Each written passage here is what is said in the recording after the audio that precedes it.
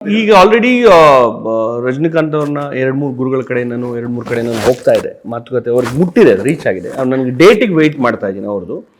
And Shivanna ನನಗೆ ಇನ್ನೊಂದು ಹೇಳ್ಬೇಕಂದ್ರೆ, ಶಿವಣ್ಣ ಅಂತ ಹೇಳಿದ್ರೆ ನನಗೆ ಅವರು ಏನಕ್ಕೆ ನಾನು ಧೈರ್ಯದಲ್ಲಿ ನಂಬ್ಕೊಂಡೆ ಅಂತ ಹೇಳಿದ್ರೆ, ಈಗ ನೀವು ನನ್ನ ಬ್ರದರ್ ನೀವಿದ್ದೀರ 2 ಸಲ ನಿಮ್ಗೆ ಗೊತ್ತಿರ್ಬೋದು, ರಾಸು ವಾರಿಯರ್ಸು ಜರ್ಸಿ ಲಾಂಚ್ ಆಗಿರ್ಬೋದು, ಅದಕ್ಕಿಂತ ಮೊದಲು ಒಂದ್ಸಲ ನೀವು ನನಗೆ ಸಾಂಗು ಯಾವುದು ರಾಜ್ ಕಪ್ ಆಗಿರ್ಬೋದು, TPL ಆಗಿರ್ಬೋದು, ನೀವೇ ನನ್ನನ್ನು ಕರ್ಕೊಂಡೋಗಿ ಅವ್ರು ಹೆಂಗೆ ಗೊತ್ತಲ್ಲ, ಟಿ ಶರ್ಟ್ ಕೊಟ್ಟು ನೀವೇ ಹೇಳಿದ್ರೆ ಟಿ ಶರ್ಟ್ ರೆಡಿ ಮಾಡ್ಕೊಂಬನ್ನಿ ಅಂತ, ಎಲ್ಲ ನಿಮ್ದು ಐಡಿಯಾ.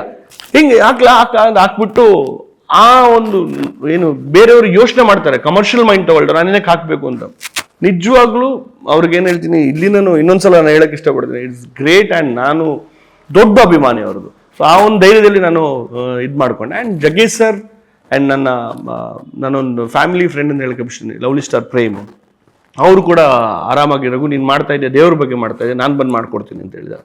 ಇನ್ನು ನನ್ನ ಸ್ನೇಹಿತರು ಕೆಲವರೆಲ್ಲ ಸೆಲೆಬ್ರಿಟೀಸ್ಗಳಿದ್ದಾರೆ, ಅವರು ರಾಯರು ಅಂತ ಹೇಳಿದ್ರೆ ಅವ್ರಿಗೂ ಇಷ್ಟ, ಅವ್ರೂ ಅದರಲ್ಲಿ ನಾನು ತೋರಿಸ್ಬೇಕು ಅಂತ ಇಷ್ಟಪಟ್ಟಿದ್ದೀನಿ. ಸೊ ಈ ಥರ ಐಡಿಯಾಸ್ ಇದೆ.